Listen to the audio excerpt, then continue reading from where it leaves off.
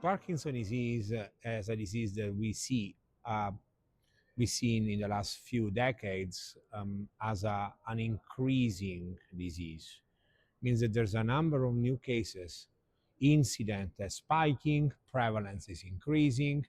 So we know that there's a number of total new cases that every year keep on increasing in every nation, not necessarily in the development country, not in development countries, but we see it globally, a constant increase of this condition.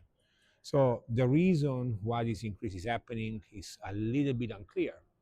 A number of ideas have been thrown, such as, for example, more diagnostic abilities, ability to identify patient earlier, but in reality, we don't have a good explanation. We know that together with this increase of the disease, we have seen a number of different environmental exposures that have been on the rise.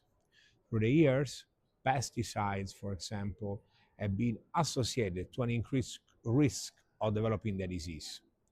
And with our study that we conducted in Minnesota, in Olmsted County, Minnesota, and the surrounding counties, we were basically looking at the exposure to golf courses indirectly, in the means that water wells, water contamination, pesticide use used around the golf courses, if they were in changing the frequency of Parkinson's disease in this population that live nearby the golf courses. Well, we found that. We saw that basically people that were living in the vicinity within 1 3 miles, 2 6 kilometers of from the golf courses in the radius, they were having 126% increased risk of Parkinson's disease. And this risk was slightly lower, was reduced, if the people that were living around the golf courses were using private wells, water wells. The idea was indeed that this contamination coming from the golf courses has to do with water that we are consuming in our households, the water we are exposed. Obviously, also oxygen. Obviously, we have to breathe. So the air that we breathe is also having a major role, but that is a bit more difficult to identify just because we are needing to breathe oxygen every moment of our life. The key point of this is that we noticed that if we were living within a mile, 3 miles from golf courses, the risk was way increased. And as we were moving away from the golf courses, there was a dose-dependent decrease of the risk of Parkinson's disease. This is shedding the light on the idea that environment plays a role in the development of Parkinson's disease. And we know it's the case. But I want to be not that simplistic. Not everyone that live in the golf course area or next to a big factory would have Parkinson. There's an individual predisposition, genetic predisposition to develop the disease. So you need to have both. Let me pass the term. You have to have two hits: individual predisposition and environmental factors acting together. Some patients have more individual predisposition, genetic mutation. Some others have more individual environmental factors.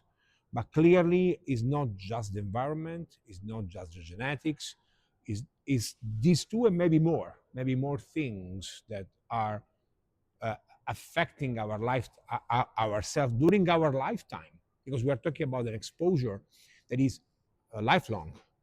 It's not an exposure that is just discrete, a toxic environmental agent once.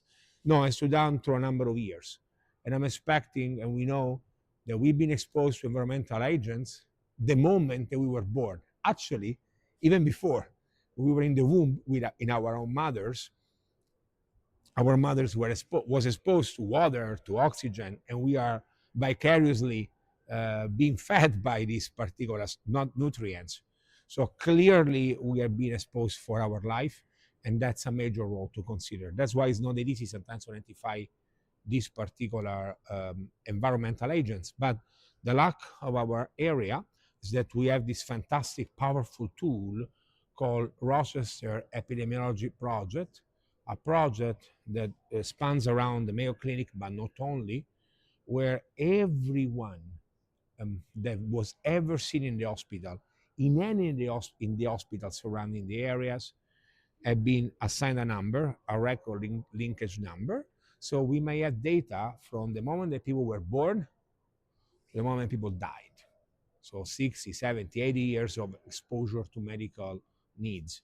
Um, Obviously, people can move, can get in, but those are all considerations that we have. This provides us the uniqueness of our power, which is to have very detailed, granular information on the way they live, or what people do, or where they live, of obviously medical information, but also work information, environmental exposure, something that can be happening only when you have this very clear and granular group of information that has been collected to the last 60 years, I would say.